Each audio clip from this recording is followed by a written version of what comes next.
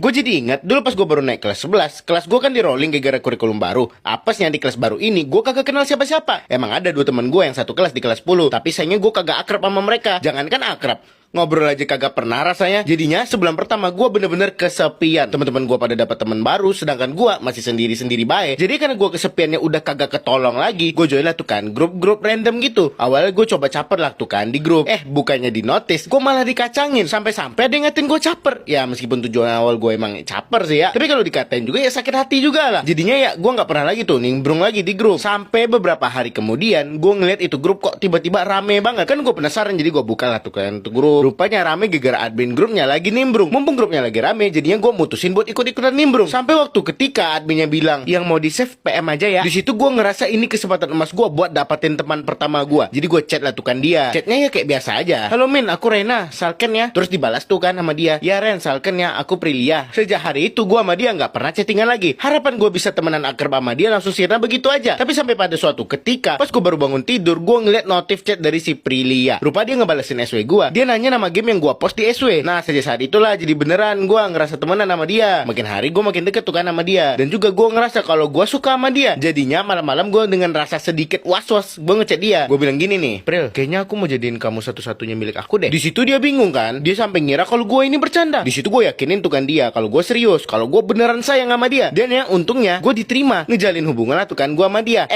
Rupanya pas masa temenan kemarin, gue ngira kalau gue udah cukup kenal tentang dia. Gue ngira kalau gue udah ngerti sama dia. Tapi pas di status pacaran ini, gue ngerasa tertampar. Karena gue nggak ngerti itu sama dia. Gue sering banget ngerasa kayak kemarin dia nggak gini deh, sekarang kok gini ya. Nah jadinya gara-gara hal itu gue mutusin dia. Sebenarnya sebelum gue mutusin dia udah mutusin gue berkali-kali. Tapi ya ujung-ujungnya tetap balikan lagi. Tapi kali ini gue mutusin dia dengan tujuannya biar gue terlepas dari dia. 2 bulan kemudian gue sama Prilia ini malah baikan lagi. Gue ya sampai gak ingat gitu alasan kenapa dan gimana caranya gue bisa baikan sama dia ya. Tapi sayangnya itu gak bertahan lama. Karena beberapa minggu kemudian kami berantem lagi dan mutusin buat asing lagi. Terus beberapa kemudian gue pacaran lagi. Tapi bukan sama Prilia, tapi sama cewek lain. Awalnya gue ngerasa bebas karena akhirnya lepas dari rantai hubungan sama si Prilia ini. Tapi makin lama gue ngejalin hubungan sama cewek ini, gue ngerasa kayak mendingan Prilia dari segala aspek. Dan ya itu terbukti. Beberapa bulan kemudian gue putus tuh sama tuh cewek. Singkat cerita hampir setahun lamanya gue kan iseng tuh main game yang berkebun-kebun viral itu. Gak tahu takdir apa gimana, gue malah disatuin di server yang sama